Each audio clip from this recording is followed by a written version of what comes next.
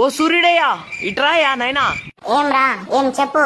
కాదయ్యా, నువ్వు 30-40 డిగ్రీలతో మమ్మల్ని బతుకమంటావా చచ్చిపోమంటావా? ఓరే, నీకు ఈ డిగ్రీలేంద్రా? 100 డిగ్రీలు వేసిన పాపం లేదరా రే. ఏంయ్యా, మేమంత పాపం ఏం చేసినాం? ఓరే, మీరేం పాపం చేశారా? ఎప్పుడు చూసినా చందమామ రావే జాబిల్లి తేవే అంటారు తప్ప ఏ రోజైనా నా గురించి ఆలోచించారా మీరు? ఎప్పుడు చూసినా నన్ను విసుక్కుంటారు, తిడుతానే ఉంటారు కదరా మీరందరూ.